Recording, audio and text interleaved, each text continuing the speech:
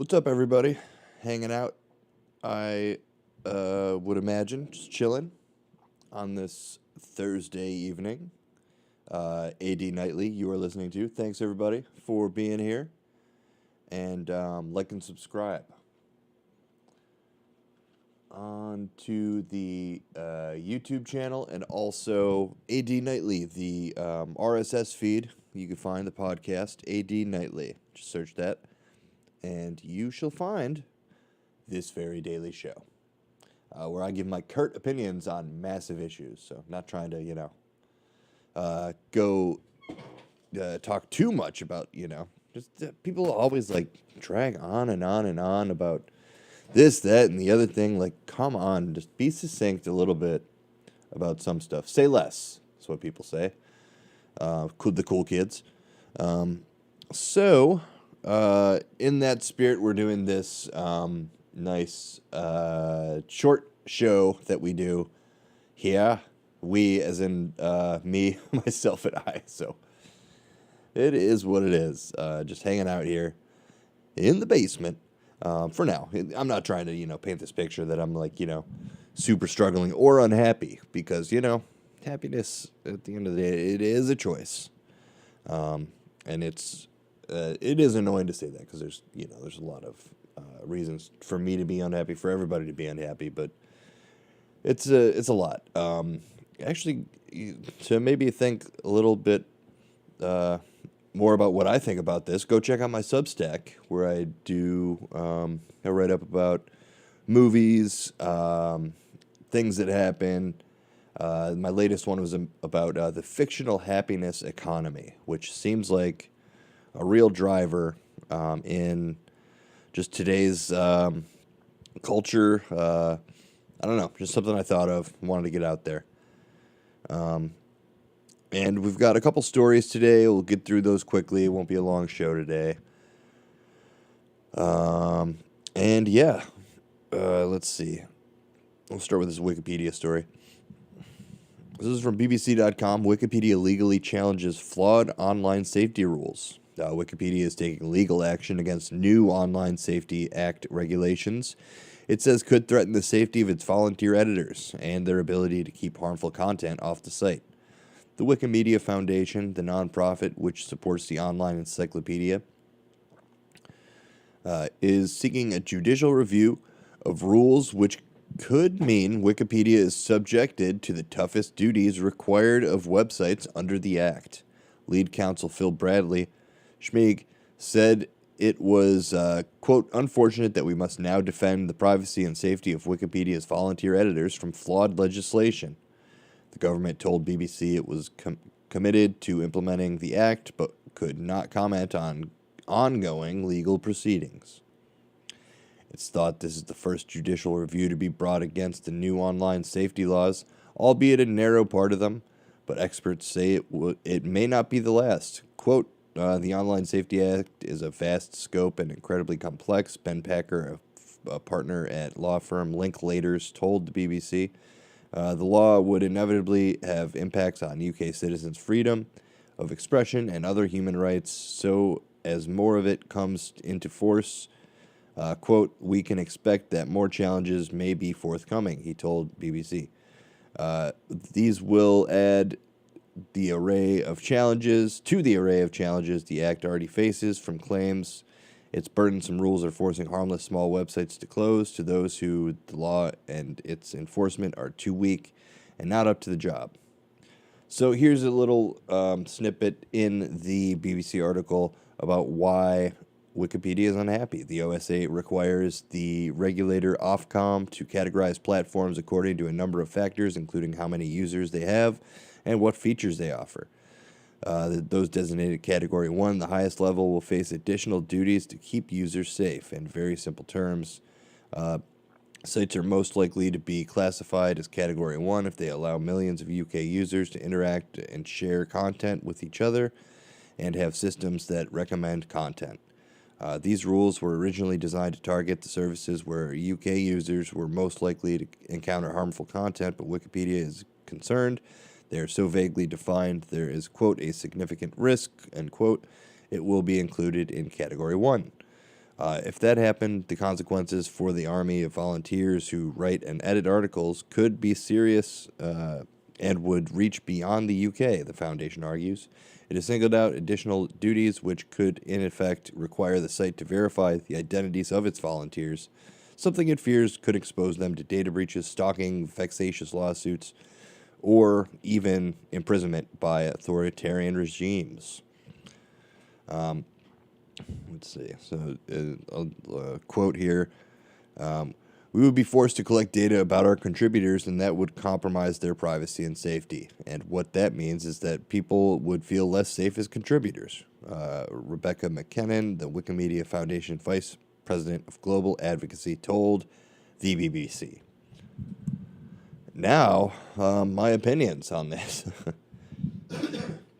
So yeah, honestly, it's kind of crazy that we've gotten into this media sphere of, like it said, these are volunteers. These are people who are just out there trying to advocate for the truth and the factual checkers that would be hopefully are still out there checking facts, and you can't stop it as far as people, not believing believing their eyes, don't believe your lying eyes is the quote. But man, yeah, and it's so on par with just society these days and how people act about everything. Like everything's got to be hush hush and don't say the wrong thing, but you could definitely say the wrong thing, but just don't say the wrong thing to the wrong person, kind of thing. It's a really bad way to be. I think you should just be who you are all the time, and obviously situational awareness as usual, very important. So yeah, at the basic end of it, don't say the wrong thing to the wrong person, but also say the right thing to the right people. How about that? I'll leave the first story like that. Let's see.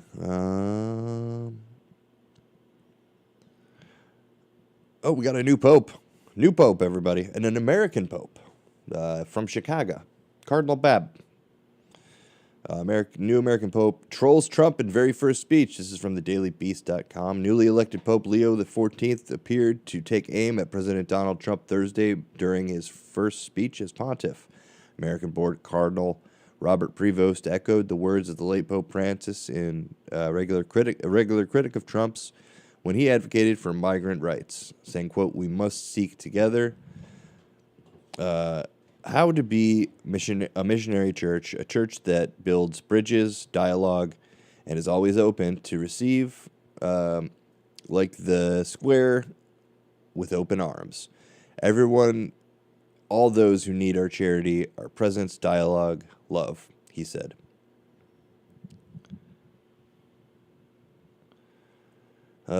Francis, often called the People's Pope, often countered Trump's anti-undocumented immigrant campaign slogan, "Build the wall," by urging global leaders to instead build bridges. And yeah, I mean, new pope, that's cool. Seems kind of like the old pope, which is also cool. And I mean, honestly, if you're a religious person, I just don't understand how you could stick with Trump on a lot of these issues. So yeah, it's pretty simple as far as the whole refugee and anti-immigration thing. It's just not a good look, man. It's not a good vibe, and let's just not. Can we not? Just leave it at that. Just yeah. For real though, just like if everybody chilled out again, like it just sucks that we seem to be sliding backwards, especially with how people act and interact with each other. Like everyone could just be cool. Live and Let Live. The great Guns N' Roses song taught us. Next story. CBSNews.com has this story. Thanks, guys. A woman says security guard at Liberty Hotel in Boston confronted her in bathroom, asked to prove gender. Like, how do you want those proof? That proof.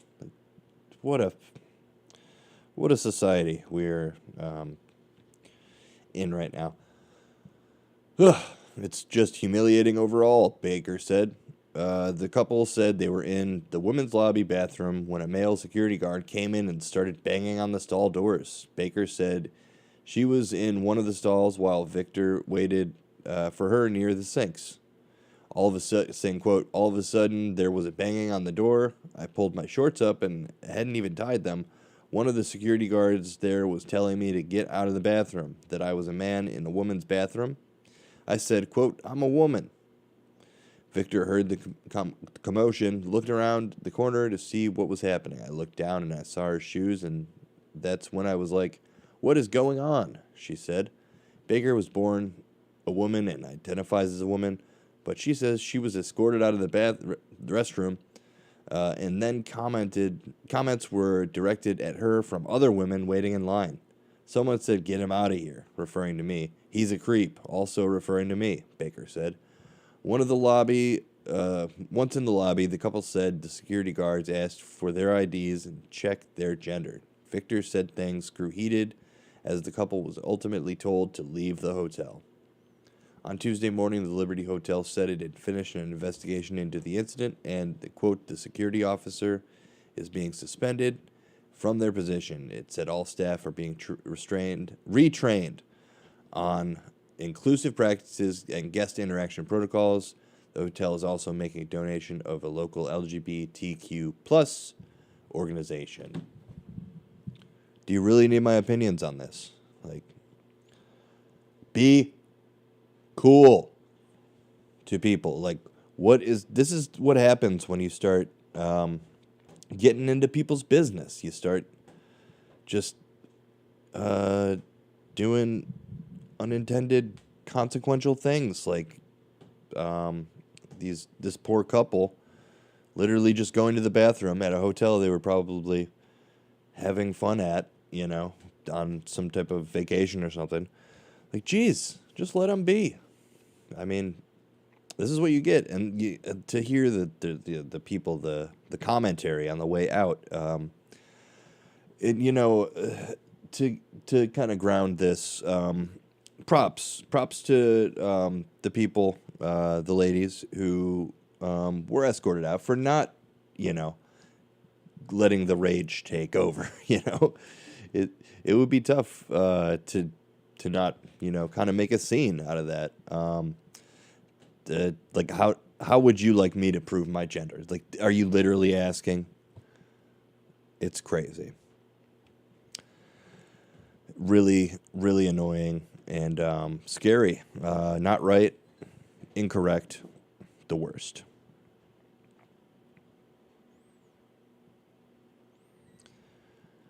This article from APnews.com just highlighting the atrocities that are happening in Gaza right now. It's really, really sad. And this story, man, there's no other way to look at it. It's the worst. And I'll just get into reading it. APnews.com, burn patients face excruciating recovery as medicines dwindle under Israeli blockade of Gaza. In Khan Yunis, Gaza, Hamza Abu Shabib cringed in pain as his mother pulled off his shirt and eased his bandaged head back onto his pillow so he could apply ointment to his small burnt body. The 70-year-old suffered third-degree burns across his head, neck, shoulders. When frightened by an Israeli airstrike, he spilled a hot plate of rice and lentils onto himself in his family's tent in southern Gaza last month.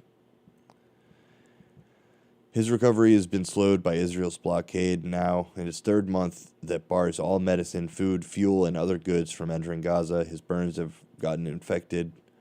The boy's immune system is weakened by the poor nutrition, and the supplies and antibiotics are limited, his mother said. Quoted as saying, had there not been a siege or it was a different country, he would have been treated and cured of his wounds, she said of her son's bedside at Nasser Hospital in Khan Yunis. How do we allow this to happen? Like, it's just, like, I don't care what your religion is, what your politics are, what you think of defense strategies, what you, I just don't care. There's no other opinion that this should not be happening. Shouldn't be happening, and the reason for it is most likely money. And it's so infuriating to me. But you know what? Much like being escorted out of the bathroom over threat of showing your genitalia to a stranger, you gotta just hit the positivity, anti-rage, pull that lever, and just, man, it's terrible. I hope that we can end all these dumb conflicts. We talked about the India-Pakistan one, and this has been going on for, coming up on 2 years. So stupid. The worst. Stop. Stop. Stop. Stop. Stop. Stop. Stop. Stop. Stop. Stop. Stop.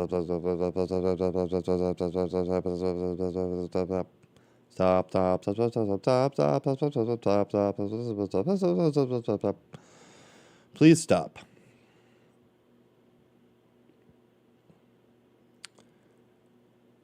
Here's another one from theindependent.com. I thought this was a little interesting story, and we'll wrap up on this one.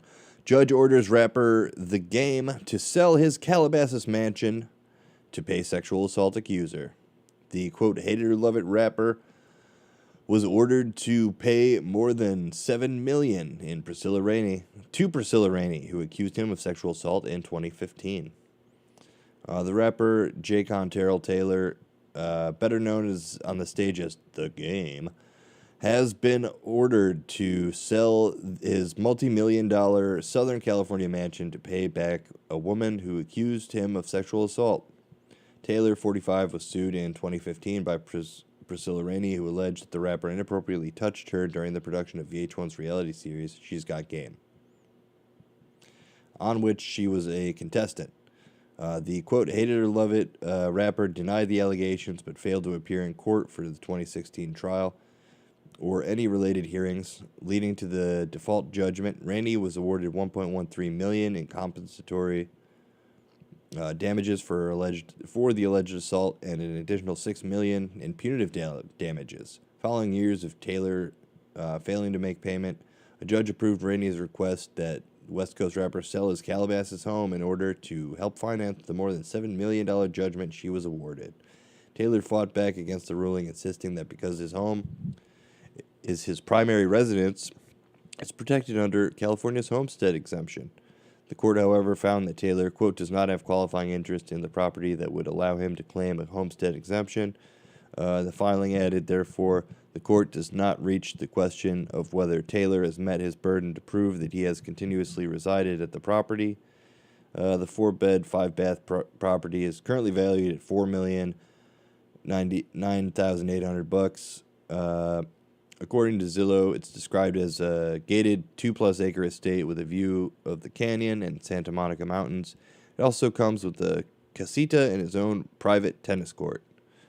The Independent has contacted Taylor's representatives for comment. This is a pretty simple one. As dumb and coincidental that it sounds at The Game, and it was a reality show on VH1 called She's Got Game, and all this stuff. It sounds, it sounds like some swindling happened. Just, this is why you don't game all the time, I would say. Just maybe turn off the game, watch a movie, read a book, talk to somebody, hold hands with the one you love, stroke your bearded dragon to sleep. He's sleeping already. whatever you do, go take your dog for a walk, and don't care about what the rapper of the game is doing. And also, keep your hands to yourself. Don't tell me no lines, and keep your hands to yourself.